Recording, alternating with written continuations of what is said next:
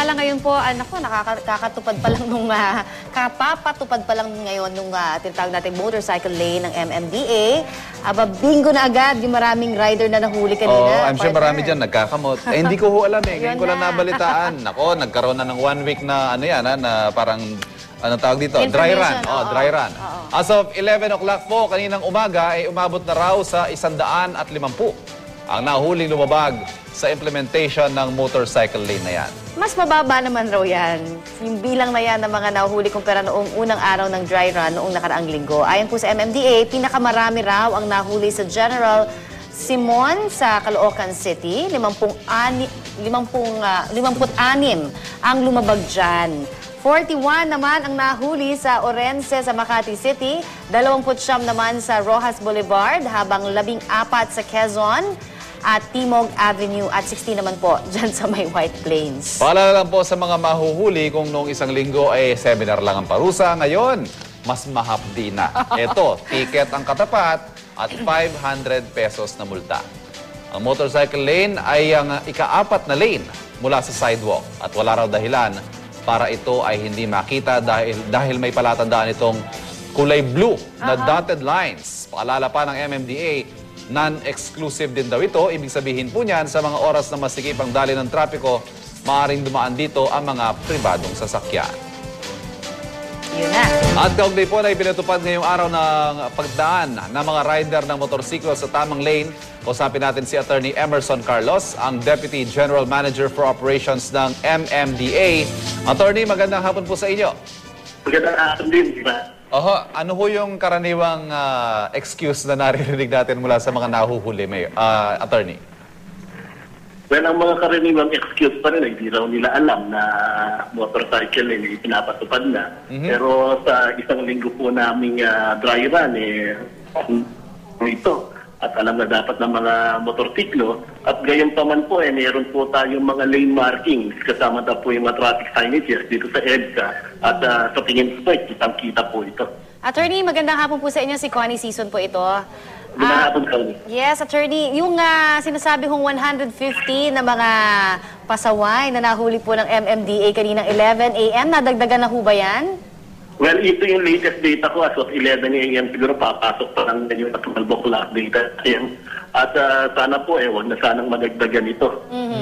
Pero di ba since non-exclusive po itong daanan na ito, Attorney, hindi ho ba't nakikita rin namin kasi sa mga monitor ng mga reports po natin na yung pagkamasikip na yung daloy ng trapiko, napupunta rin sa ibang mga lanes. Sumisingit din po itong mga motor na dating gawin naman nila na talaga. So ano ho ang gagawin natin doon? Matitikitan ba sila? Reasonable naman po tayo sa panguhuli. Kasi kung sakasakali mga nagkitgitan sila ng mga sasakyan dito sa cycle lane natin, pwede naman po silang pumunta sa bandang kaliwa, pero balik po naman dapat sila agad sa motorcycle lane. So hindi pwede magdire-diretso ng baga. Attorney, ang objective naman po natin dito bawasan, if not totally eliminate, although posible yun, yung bilang ng mga aksidente involving motorcycles. Ano hong experience natin so far? Sa EDSA, hindi pa natin ma-assess kasi ngayon palang pinatupad. Pero dun sa mga ibang kalye ho na nagkaroon tayo ng motorcycle lanes? Yes, dito sa Commonwealth at sa Makapagal, nakita po natin ang pagbagsak ng mga fatalities involving motorcycles.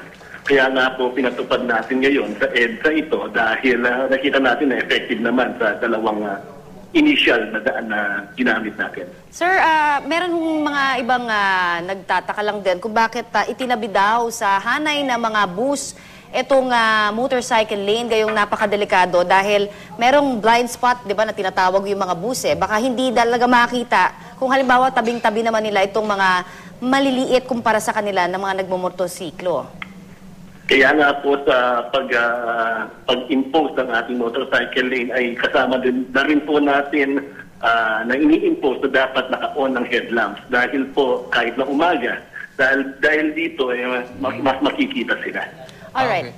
Attorney, meron lang akong isa pang pahabol na tanong. Yung ating pong mga enforcer, syempre, dyan nakadepende naman yung mga susunod di ba? Pag nakita nila mga enforcer. Pero ano ho ang assurance natin? Gaano katagal ba ho na may mga mananatili sa pwesto nila dyan? Well, lahat naman po ng mga enforcers natin dito sa kahabaan ng EDSA, may karapatan pong humuli ng mga lumabag sa motorcycle lane. augmentation forces po tayo ngayon at tuloy-tuloy po ang ating panghuhuli sa kanila.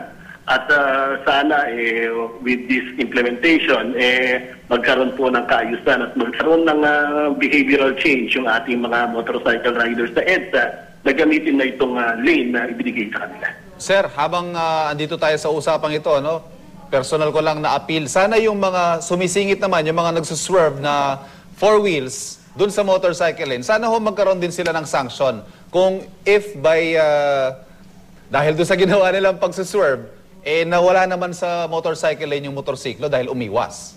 Yes, tama rin po yung observation niyo. Kasi po, ang ating mga motorcycles ay considered na isang one-passenger motor vehicle. Ang ibig sabihin po nito, para silang kinoconsider na dapat na four-wheel vehicle at hindi dapat kunan ng ibang mga motorista yung kanilang dinadaanan. Oo, yun nga ho.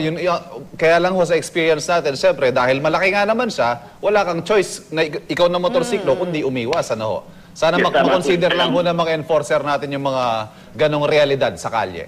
Tama. Kaya nga pati yung mga buses natin, talagang binabantayan natin na kasi ito yung mga malalaki na sumunod sila sa ating yellow lane katulad ng kunin yung mga cycle lanes natin.